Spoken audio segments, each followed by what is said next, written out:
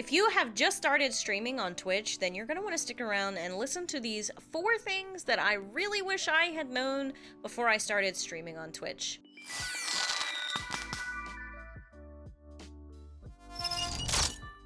Hey guys, it's Megan with Project Freya, and welcome back to my YouTube channel. So, since I have been streaming for over a year at this point, I thought it was time to go over some things that I wish I had realized before I started this journey. If you have just recently started streaming on Twitch, I think you should stick around, at least hear me out, because especially this last point is very, very important, and you want to hear it now rather than later. So, 4 things I wish I had known before I started streaming on Twitch. The number 1 has to be, you can't grow on Twitch. That's it. That's the tip. I'm kidding.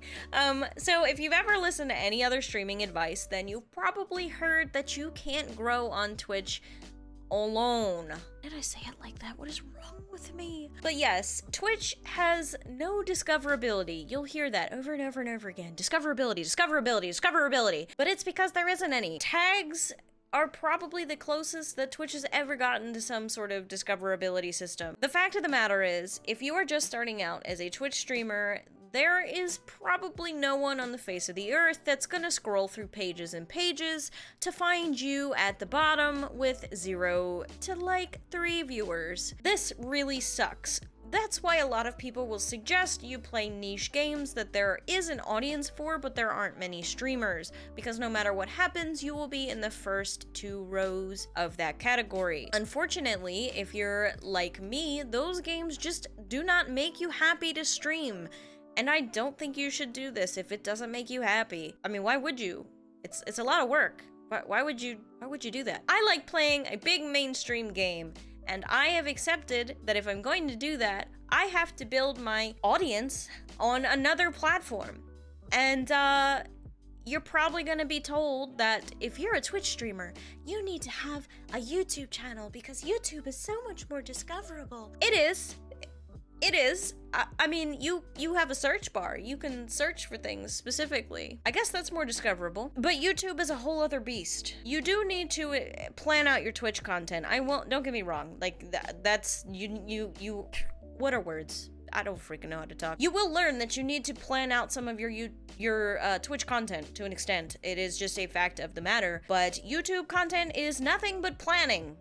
Unless you're me and decided that even though you didn't need to make a video today, you wanted to tell everyone these 4 things. I have spent countless evenings stressing and eating ice cream because I didn't know what to make for YouTube content. I honestly have never stressed this much about my Twitch stream ever. YouTube has driven me insane. This is your casual reminder to hit that subscribe button because it's free. Yeah, so you can't grow on Twitch, and YouTube is a pain in the ass. There are other platforms. You should absolutely be on TikTok right now. It is just like the way to go. Gaming clips and stuff, they blow up all the time. So many people are getting their Twitches going nuts because they're doing TikToks.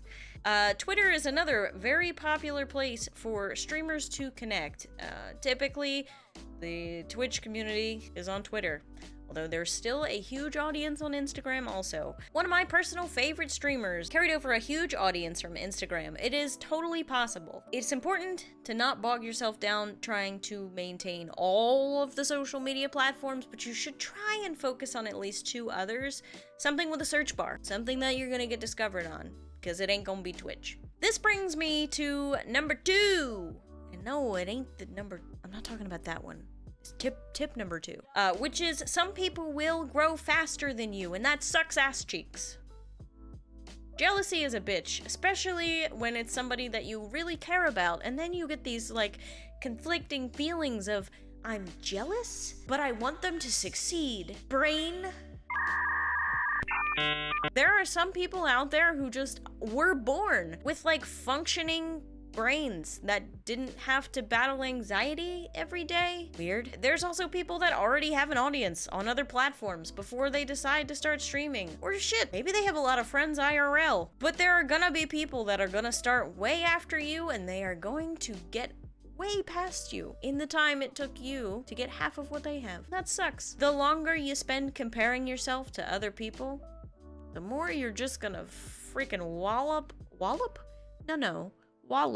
The word is wallow. The more you're gonna wallow in self-pity. Is that the right word? Now I'm questioning all of my life choices. But the more you sit in this pit of sadness, the less time you're actually creating quality content and learning new things.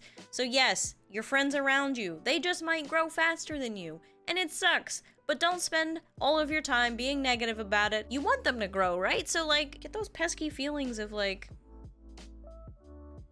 Yeah. Number 3, which like I kind of got into this one and the last one, to be honest. Twitch takes a huge toll on your mental health.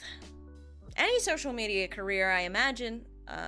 I dabble in like 5 platforms. It's funny, didn't you just say not to do that, Megan? It's important to not bog yourself down trying to maintain all of the social media platforms. Yeah, I did just say that. The validation that you're constantly seeking in this career, views, follows, subs, watch time, retweets. It's a lot of validation that you're looking for from other people, all of which you have no control over, which if you are a control freak, that kind of sucks because it's like, what am I supposed to do? You can work on your content. That's what you can do, Megan. Honestly, it takes a huge toll on my mental health. I'd be completely lying to you if I told you it was all butterflies and rainbows, getting to play video games all day. It's not really that easy. I have spent time on the floor in tears because I haven't gained a YouTube subscriber in 2 months, I think. At least 28 days. I lost one last month. And the more you focus on stuff like that, the more it hurts. So if you're someone like me who suffers from general anxiety, along with depression symptoms that stem from this little condition that if you'd like to learn more about, it's called PMDD. I talk about it here in this video a little bit. If you want me to... Yeah, it's right here somewhere in this general vicinity. When I get in these like depressive episodes from PMDD, the fact that you lose followers, it's not personal. Maybe it is, but usually it's not. But it still freaking sucks because I feel like I've spent a year fighting so hard for every follow that I've managed to get. And to wake up in the morning and one of you is gone? Yeah, it's hard sometimes not to take it personal, and if you're prone to, just getting sad over stuff like that, it might not be the right career path for you. And that's the only time I'm going to tell you to give up, is if it is not good for your mental health. If you think you are not going to be able to keep up with the constant disappointment that does come along with it, it does. It's not all butterflies. It really can suck. I love it. I wish I could do it forever. I would not change a thing. I say it all the time. If I had to end my stream forever tomorrow, I wouldn't change a thing, because everyone I've met along the way and all the skills that I've learned along the way are worth every freaking second of it. But sometimes it sucks. Sometimes I am crying about it. But you know what they say about things in life that are worth doing aren't easy? Or something like that. You get what I'm talking about. But as promised, the last thing I wish I had known, and the most important action item for you small streamers just starting out, is just how important boundaries are. And this baffles me. It really did, because I know there's like certain levels of petty in this universe. Don't get me wrong, I have seen a number of Karen in my day. Like, I've worked with the public for a decade. I get just how petty people can be, but I was still surprised to find out that there is a group of people out there that likes going into very small streams, they might be your only viewer. They like taking you hostage with their view. And what I mean by this is they know that you would much rather not go back to 0 viewers, so they push your limits. They break your rules. They aren't that nice to you. They try and get you to do things you aren't comfortable with. They're toxic to anyone else you may have in your community at this point.